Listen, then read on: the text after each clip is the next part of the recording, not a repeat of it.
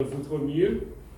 Vous prenez des notes si vous voulez, pour bien approfondir, emmagasiner, parce que vous en aurez besoin. Et très certainement, vous allez vous rendre compte de ce que je vais vous dire à travers ce que nous allons étudier et de ce que nous allons parler. Nous avons prévu un chant thème que nous allons chanter. Je ne sais pas s'il a eu l'occasion avec la petite vidéo de prendre une petite partie, parce que vous savez une chose, quand on envoie une vidéo, on le coupe. Et surtout ce type de vidéo-là que je l'envoie, on le coupe. Parce qu'il y a des détails dedans qui gênent. Mais avec la grâce du Seigneur, on fait ce que l'on peut et le Seigneur le bénit. Amen. Donc ce matin, on va essayer de prendre le chant thème. Quand même. Oui, voilà, c'est pour le découvrir. Hein? D'accord? Et pendant la semaine, nous allons le prendre un petit peu plus. Ça va nous permettre de bien le connaître. D'accord? Au nom de Jésus, viens Saint-Esprit. Alors, ça se chante ainsi.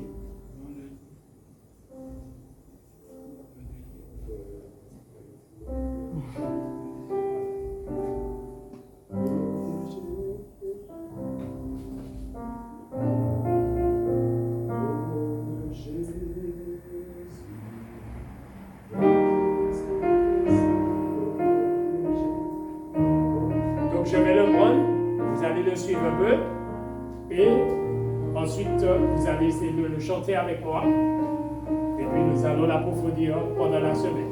D'accord? Alors, ça se chante ainsi. Au nom de Jésus, viens Saint-Esprit, au nom de Jésus, de feu baptise-nous, au nom de Jésus. Viens Saint-Esprit, au nom de Jésus, baptise-nous de ton feu. Que ta flamme vienne comme au jour de la chambre haute, que ce lieu soit rempli de ta gloire.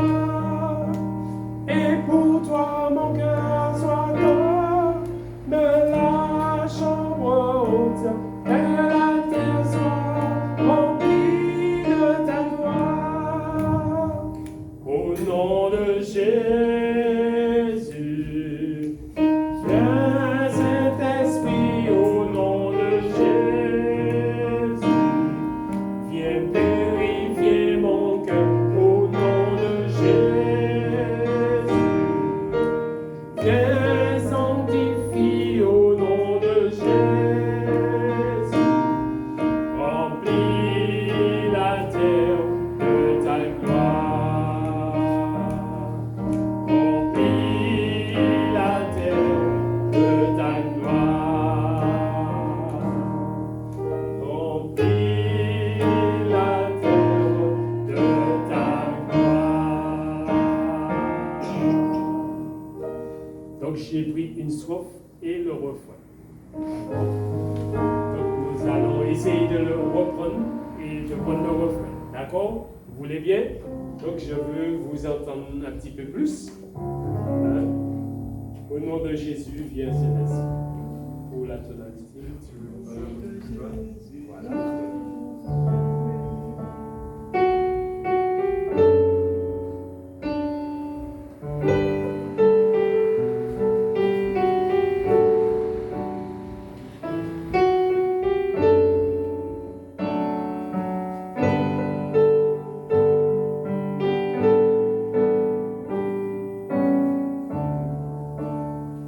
Au nom de Jésus,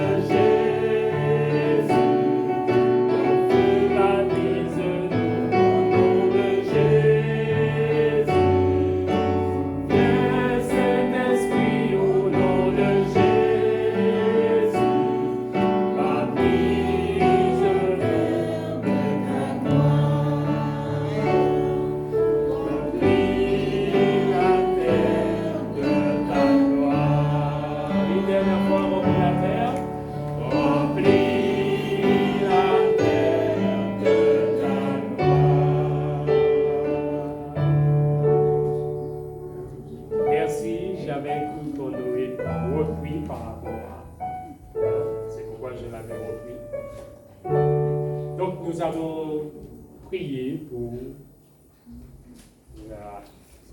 le culte. Prions ensemble. Éternel, notre Dieu et notre Père, nous voici en ta présence. Reconnaissons ton amour, ta miséricorde, ta compassion, ta grâce envers nous. Et nous te demandons en cet instant de remplir nos cœurs de la connaissance de ta gloire. Saint-Esprit, dans le nom de Jésus, remplis nos cœurs, nos vies. Viens nous éclairer, car Jésus-Christ a dit, tu prendras ce qui est à lui et tu nous l'annonceras. Jésus a dit, tu le glorifieras, tu l'élèveras et tu l'exalteras. Une fois de plus ce matin, visite chacun d'entre nous et permets que nous puissions mieux comprendre ce thème et pendant cette semaine, pourvoir nos besoins afin que nous soyons présents et que nous puissions encore approfondir et nous rapprocher de toi. Remplis ce lieu de ta présence, remplis nos cœurs de ta paix. Dans le nom puissant de Jésus-Christ. Amen. Amen. Alors, ce thème Armageddon, nous le tirons de chapitre de l'Apocalypse, qui est le chapitre 16 du livre de l'Apocalypse. Apocalypse, chapitre 16.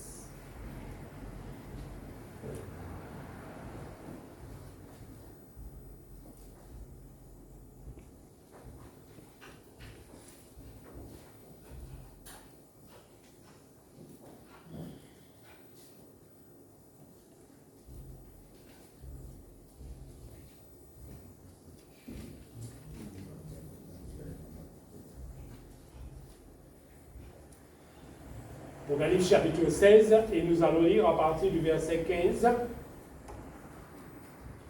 Alors, à partir du verset 15, nous lisons.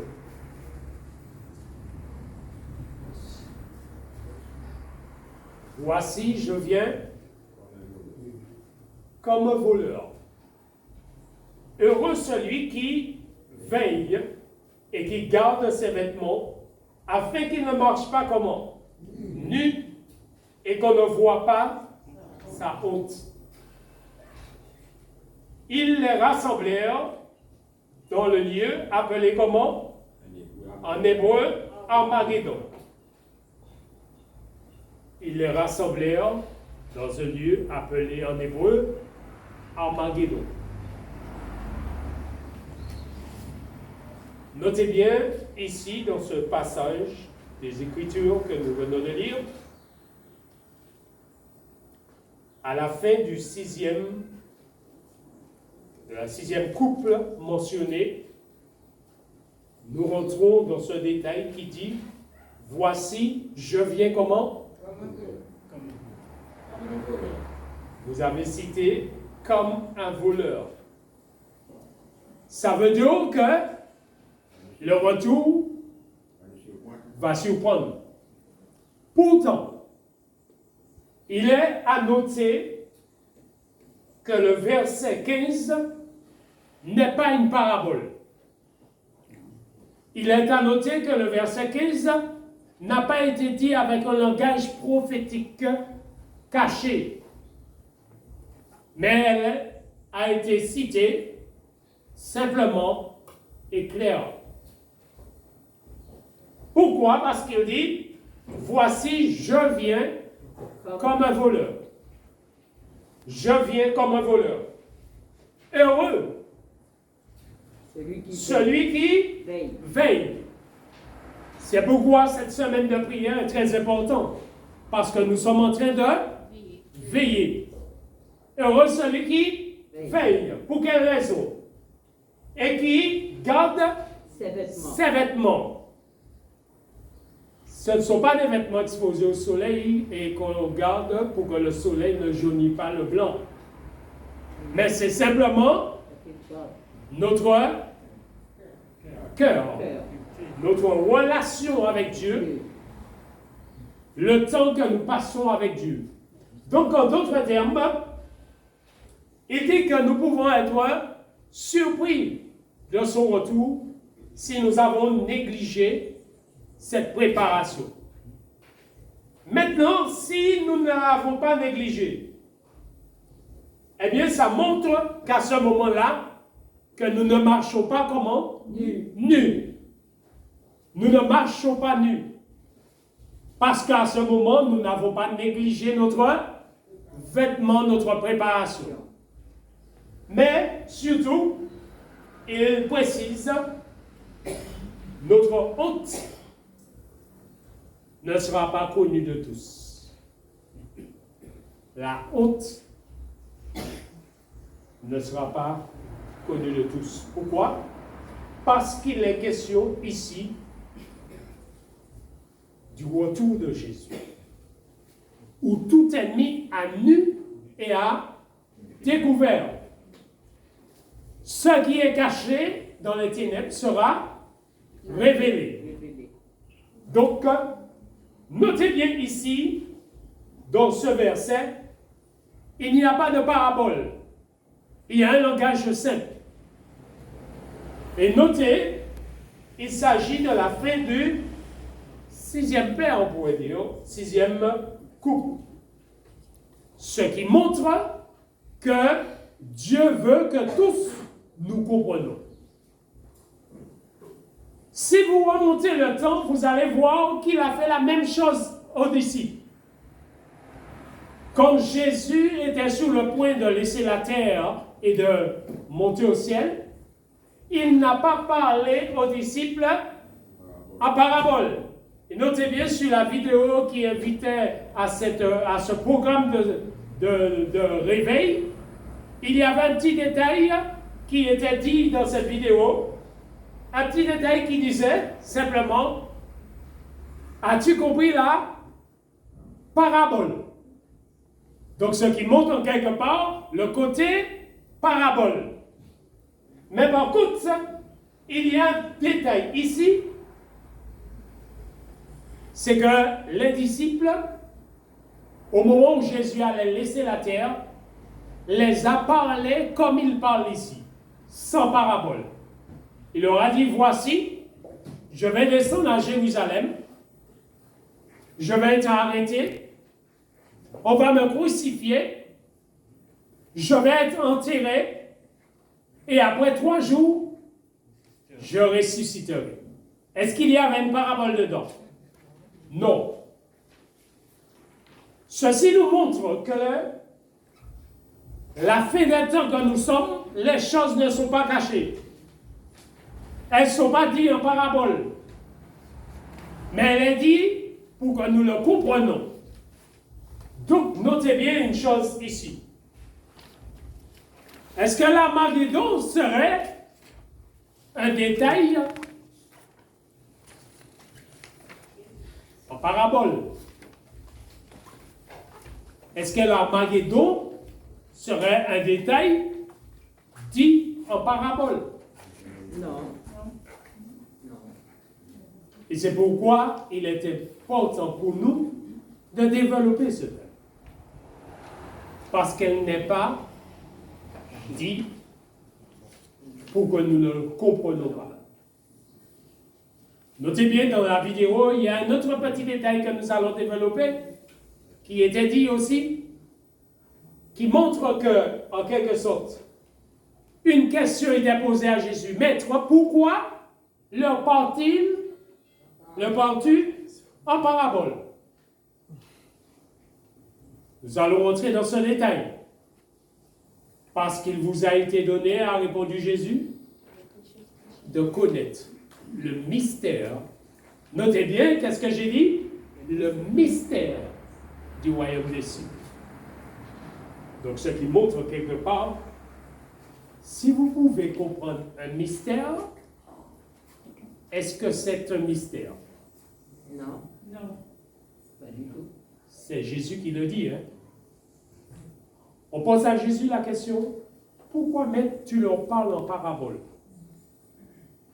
Jésus répond à la question, parce qu'il vous a été donné de connaître le mystère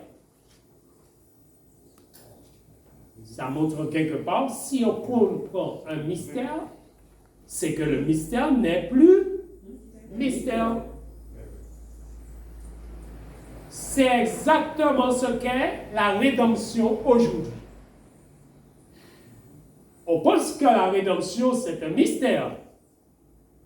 Le temps nous manquerait cette semaine, puisque ce ne sera pas suffisant une semaine, pour que nous développons et comprenons que la rédemption pour nous, je dis bien, pour nous, n'est pas un mystère. C'est peut-être surprenant ce que je dis. Mais la Bible nous le dit dans Romains 16, vous pouvez le prendre. Romains chapitre 16.